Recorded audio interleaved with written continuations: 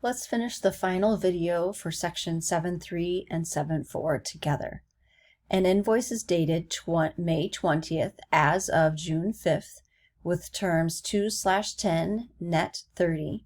Find the final discount date and the net payment date. When it says as of June 5th, we can ignore the date of the invoice and start counting with June 5th for our discount date.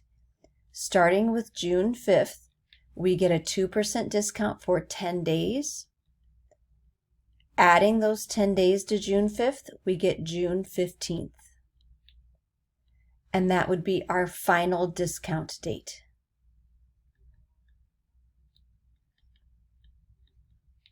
For the net payment date, we're going to go back to that June 5th and use 30 days.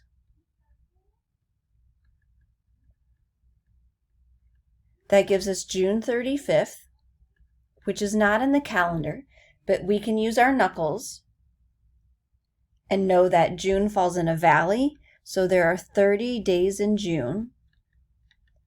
And that tells us that when we subtract the 30 days of June, there are 5 days to move forward into the next month, which is July 5th.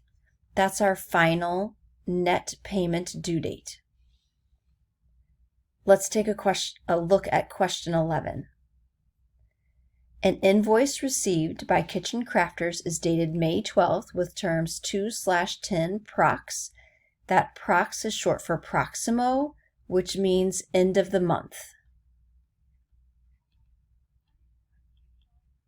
Okay.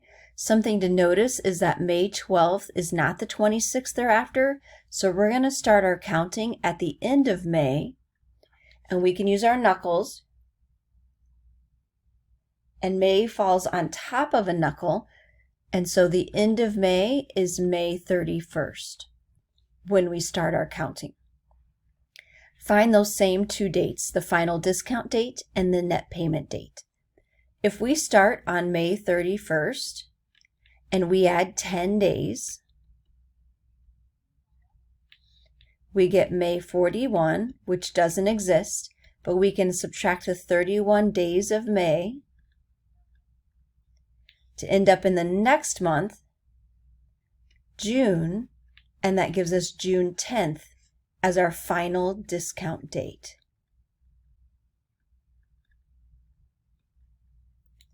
To find the net payment date, we don't have any net given.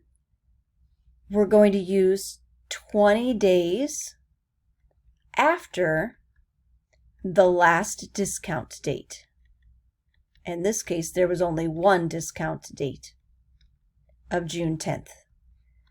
June 10th plus 20 days is June 30th for our net payment date, meaning payment is due by June 30th.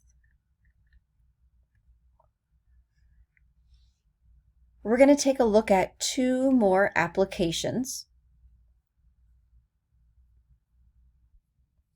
Question 12 shows Scott Ryder purchased some 21-inch and 23-inch custom wheels for his Performance Auto Parts store and was offered cash discounts of 2/10 EOM, meaning end of the month.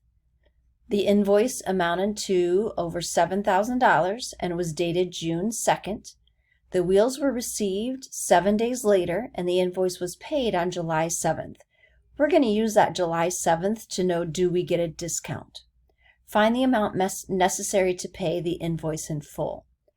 In this question, because they told us end of the month, we're going to be using the end of the invoice date month. So our invoice was dated June 2nd. And so the end of June, you can use your knuckles to find out the last day of June. And that would be June 30th. In this case, letting us know when the goods were received is actually extra information and not needed.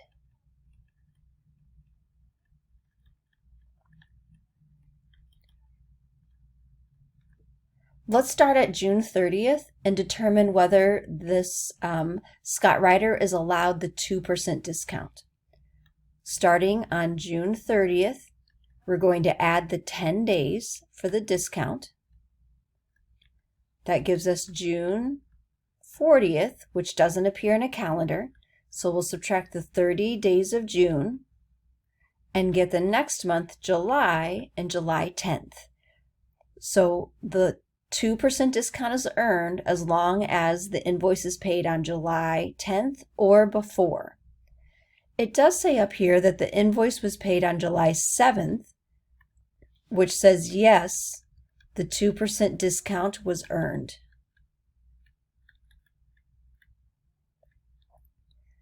Let's find out what that 2% discount would be. One way to find that would be to find our 2% discount of the $7,218.80.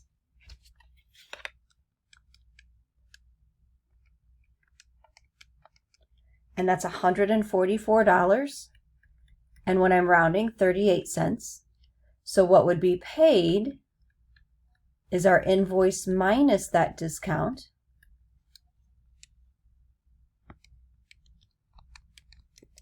which is $7,074.42.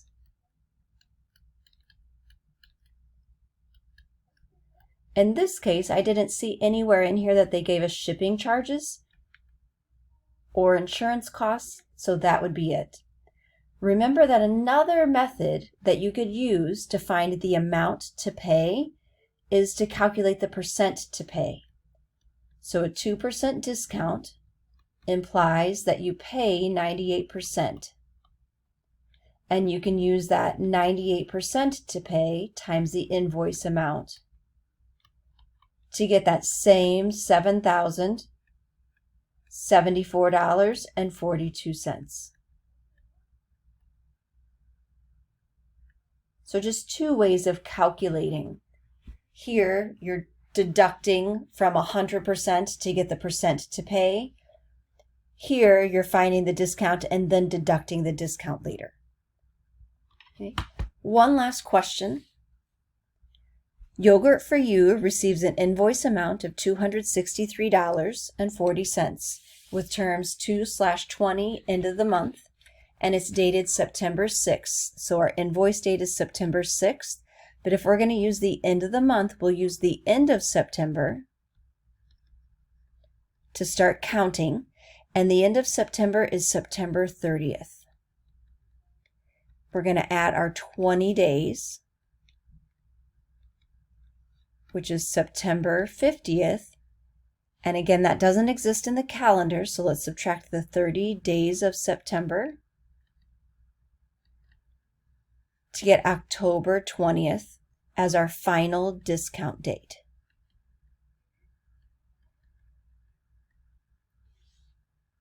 Now let's go back to find out a little bit more about the problem. A partial payment, this is our first example of a partial payment of $150 is made on October 15th. Notice that the partial payment is within that discount period.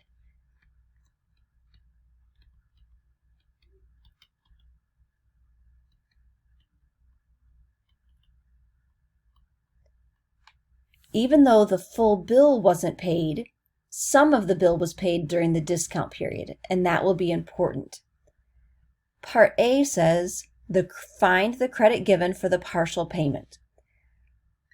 Because $150 was paid within those 20 discount days, they're going to actually credit us for higher than $150 because we actually earned a discount in that time.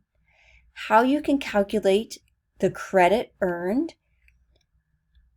take this equation, the credit times the percent to pay is going to equal $150. I'm going to use C for credit. The percent to pay, if we have a 2% discount, that means the percent to pay is 98%. I'm going to use that as a decimal over here, 0.98. To find and get that credit amount, I'm going to divide by 0.98, and I get that the credit amount ends up being $153.06. Because you're dividing by a number smaller than 1, it makes your number go larger. So that's part A. The credit they're going to offer us is $153.06. Part B says find the amount due. Well, the amount due is the $263.40, but they're going to credit $153.06. So they're going to credit us slightly more than the $150 that was paid because it was paid in that timely manner during the discount time. Subtracting these, we still owe $110.34 for the amount due. And that's the last type of question for section 7.3 and 7.4.